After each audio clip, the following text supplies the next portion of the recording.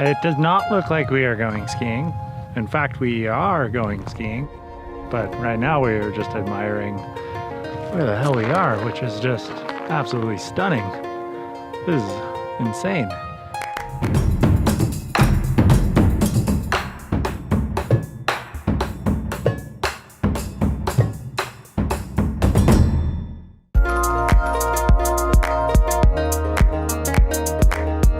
So we have just arrived over this gorgeous desert. We're high above Moab at the base of Mount Tukuhnikivatz. I probably did not pronounce that correctly.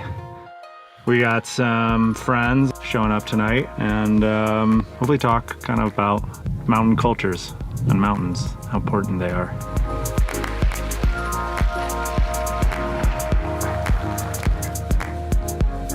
How's it going? Good to see you, man. How are you? Good, man. How are you? Yeah, I'm great. Stoked you made it. Yeah.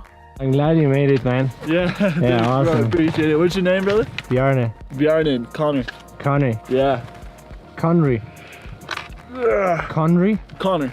Connie. Connor. Yeah. Gotcha.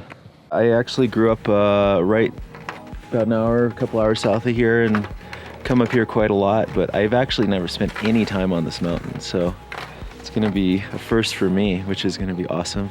I'm sure one of my ancestors at some point came up here. I don't know if they shredded it, but I'll be that ancestor that does. I definitely know my ancestors weren't up here. I don't think mine were either. Yeah, no, I don't think so either.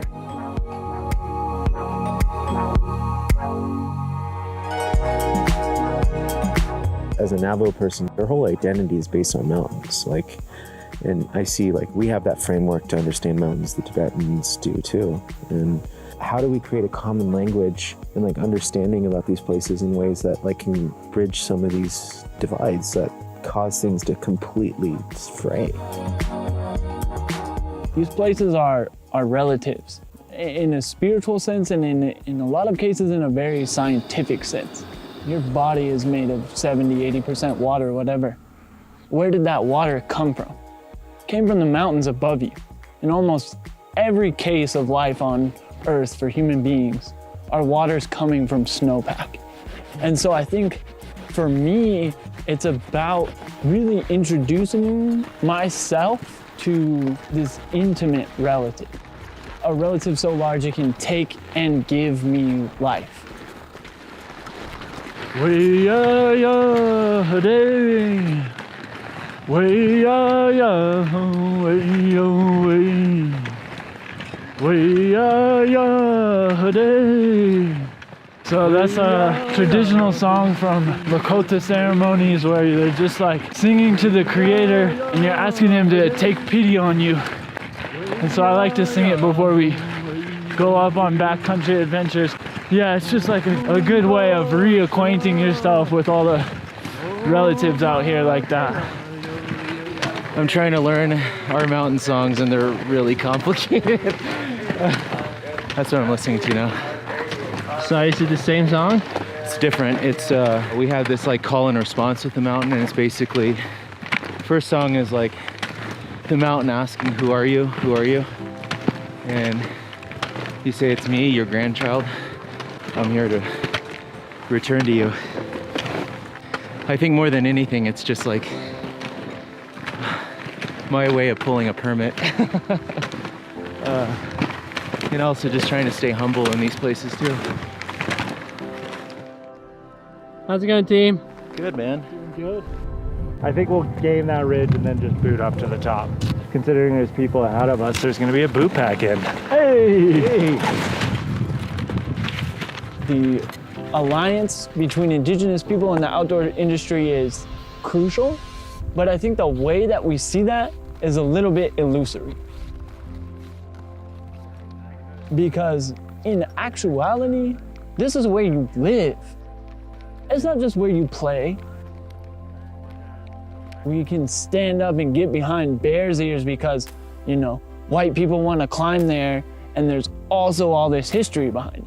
And that's cool, but I think it's a doorway to seeing past the illusion that the outdoors are for playing when the reality is we live on planet Earth.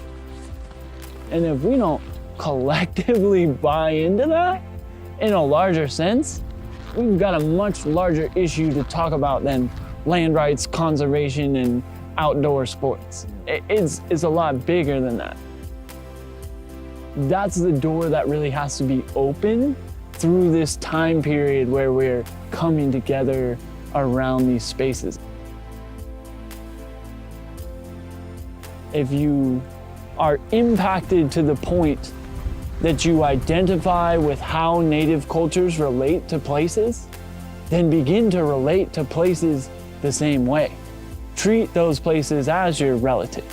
And I think it begins with like seeing how in the same way that our story in this place was long, see how your story in this place can be long. If you say you value skiing, don't tell me. I think that's the biggest thing that can be done is to do something. Make that more than a conversation piece. Make that something that you would, as long as you would wait in line for a chairlift or through the traffic to get to powder, put that level of effort, put that level of patience into caring for a place, and you'll get something back from it, and the people after you will get something back from it. Oh, this is spectacular. I mean, I think the reason why this line is a classic has nothing to do with the skiing and everything to do with where this mountain at is in the world. It is unbelievable. How we doing, buddy? Dude, so good. Oh. It's a heck of a way to see Moab. How you guys feeling? Just loving it. Look at that. Now let's go skiing, yeah? Drop it!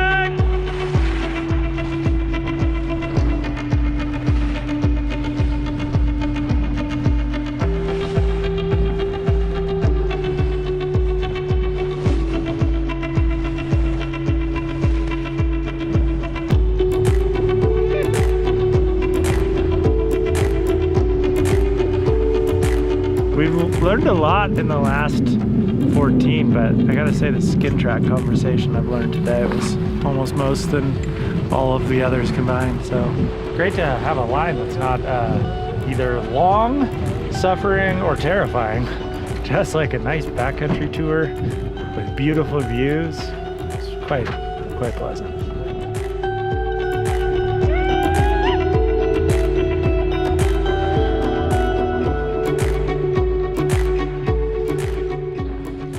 The way I feel at the bottom of a line is what makes everything else in my life move.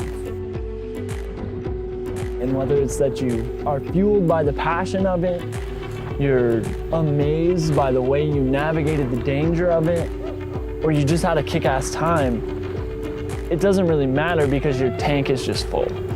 There's a lot of things in life that inevitably aren't gonna fill your tank.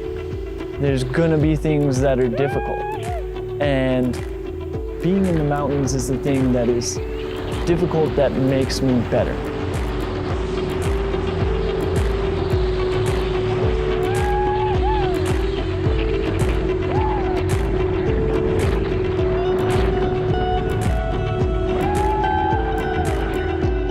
Yeah! That was insanely fun. You know, Native people aren't driving the car on how to conserve these places anymore. This is why we think this place is special. Here's a lens to look at it, compare and contrast of like why it's special to you. That was awesome, dude. Good job, man. Nice one, Cody. Skiing mountains. Beautiful places. Cool people.